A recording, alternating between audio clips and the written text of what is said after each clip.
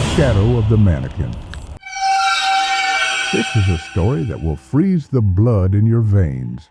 A horrifying tale that burrows into the deepest corners of your mind, planting a terror you'll never escape.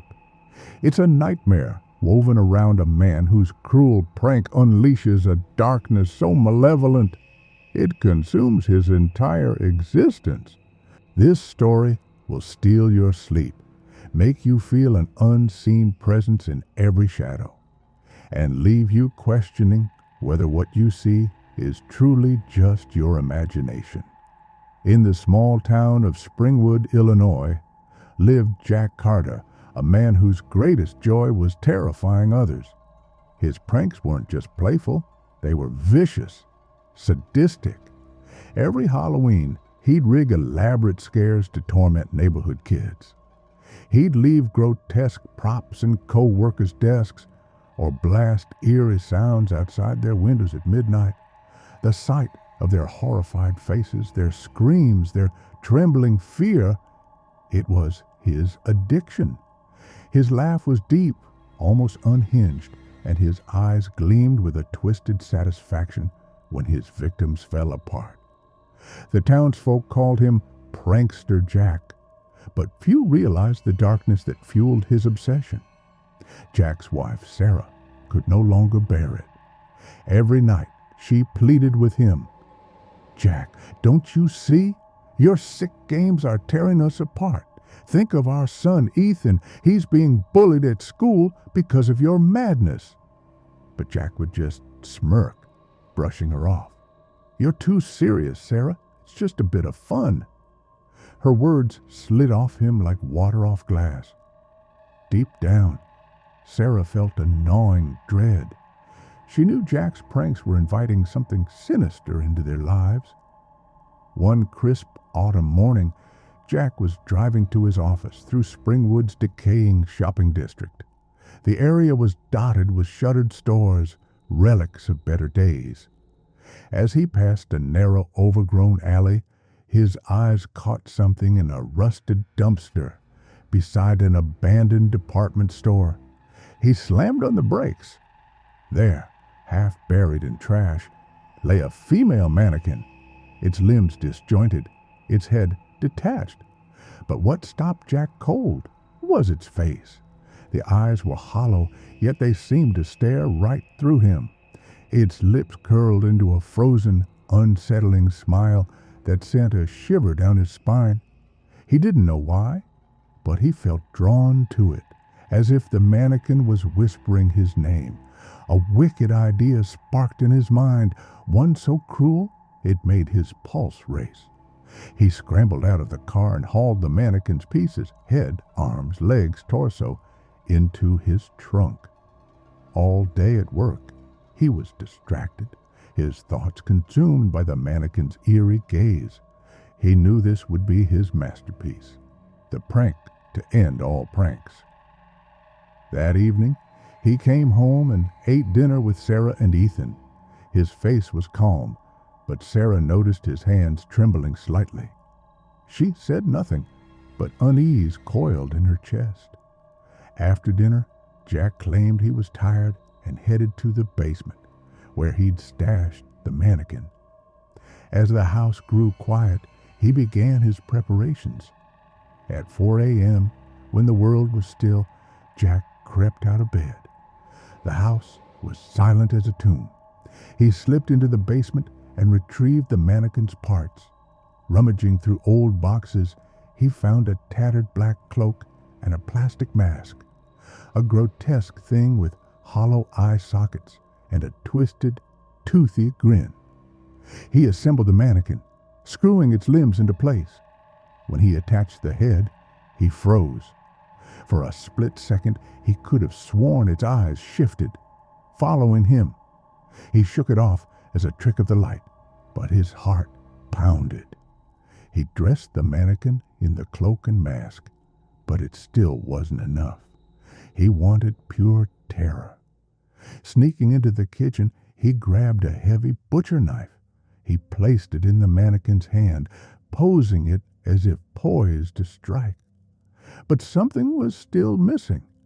In the garage, he found a can of red paint and smeared it over the mannequin's hands and the blade, mimicking fresh blood. Now, it looked like a creature from a nightmare. Its hollow eyes seemed to bore into him, its painted smile taunting. Jack grinned, but there was a tremor in his breath. Carrying the mannequin upstairs, he moved silently to Ethan's room. He pushed open the door and saw his son sleeping peacefully. Ethan's innocent face stirred a flicker of doubt in Jack's mind, but his obsession smothered it. He positioned the mannequin beside Ethan's bed, looming over him, the knife inches from his throat. In the dim moonlight, the mannequin's shadow stretched across the wall, jagged and monstrous. Jack stepped back, admiring his creation. It was perfect, a scene of pure horror. He imagined Ethan's screams, his wide-eyed panic. This would be his greatest triumph. He tiptoed downstairs to the kitchen, brewed a pot of coffee, and waited, a smug grin plastered on his face. But deep inside, a strange unease pulsed, like a warning he couldn't quite hear. Morning came, and Sarah shuffled into the kitchen, her eyes heavy with exhaustion. She noticed Jack's grin immediately. "What's with you?" she asked, suspicion lacing her voice. Jack just chuckled. "Wait and see." They sat in silence, expecting Ethan to come bounding down any moment. Then a scream tore through the house, sharp, guttural, blood-curdling. Sarah's coffee mug crashed to the floor. She lunged for the stairs, but Jack grabbed her arm, laughing. "Relax, it's just my prank. Ethan's probably freaking out." Sarah's eyes blazed with anger. "You're sick, Jack," she snapped, yanking free. But she sat back down, her hands shaking. Minutes passed, 5, then 10. Ethan didn't appear. Sarah's unease grew into panic. "Jack, go check on him, now." Jack rolled his eyes, but stood still chuckling as he climbed the stairs. He opened Ethan's door and looked inside. His laughter died. His heart stopped. Ethan lay sprawled on his bed, his throat slashed ear to ear. Blood soaked the sheets, pooling on the floor. The window was wide open, curtains flapping in the chilly breeze. The cloak and mask lay crumpled on the floor. The knife was gone, and the mannequin vanished. Jack's legs buckled. He tried to scream, but his throat was dry as ash. How? He'd set it up himself. The mannequin, the knife, the paint. Had someone broken in? His mind spiraled. Stumbling downstairs, he could barely speak.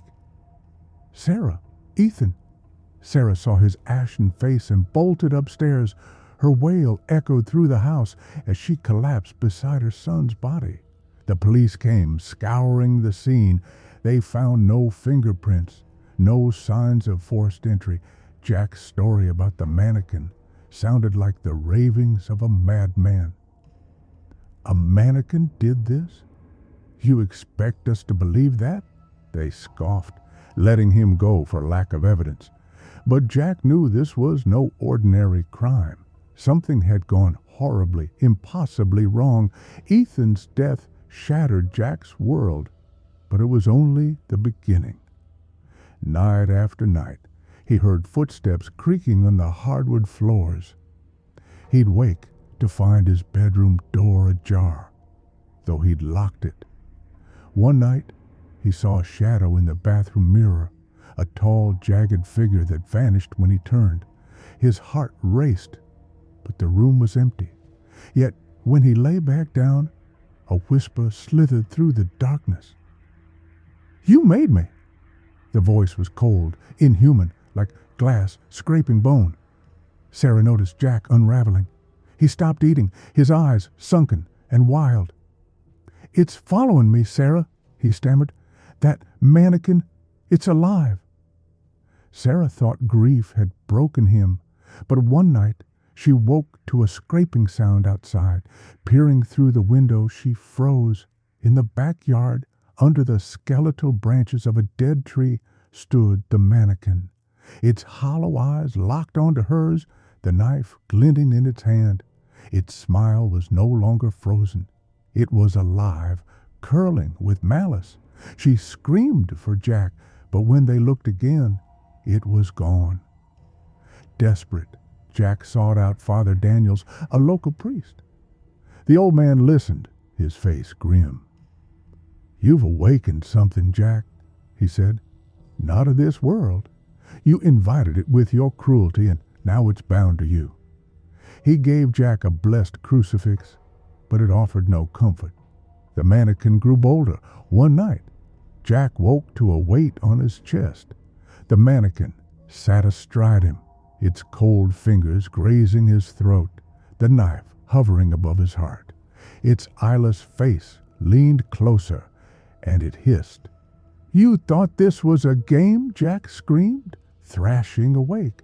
The room was empty, but his chest bore faint scratches as if clawed by plastic hands. Jack and Sarah fled Springwood, renting a cramped apartment in Chicago's outskirts. They thought distance would save them. They were wrong. One freezing night, the power cut out. In the pitch black, Sarah heard it, a slow, deliberate drag across the floor, like something heavy being pulled. She fumbled for a flashlight and screamed. The mannequin stood in their living room, its cloak dripping with something dark and wet. Its face had changed. Its eyes glowed with a sickly yellow light, its mouth twisted into a snarl. The knife scraped the floor, carving grooves in the wood. Jack grabbed Sarah, racing for the door, but it wouldn't budge. The mannequin advanced, its movements jerky yet deliberate, like a puppet on invisible strings. Sarah sobbed, "You brought this thing to us, Jack. It won't stop." Jack's mind flashed to the priest's words. This wasn't a mannequin. It was a curse, a vengeful entity he'd summoned. The mannequin halted, its head tilting unnaturally. A low, guttural laugh filled the room. "You thought you could run?" it rasped. "This isn't the end. It's the beginning." The next morning, neighbors found the apartment door ajar. Inside, there was no sign of Jack or Sarah. Only bloodstains on the floor and a shattered mannequin head, its glowing eyes now dull but still watching. The police searched for weeks, but the couple had vanished. The case went cold. Yet in Springwood, whispers linger. On moonless nights, people claim to see the mannequin in that abandoned alley, standing motionless by the dumpster. It doesn't move, doesn't speak, but those who linger too long never return. Old-timers say Jack's prank didn't just destroy his family, it unleashed something ancient, something hungry. And in the quiet of Springwood's empty houses, some swear they hear a whisper in the dark. "You made me," followed by the faint creak of footsteps drawing closer.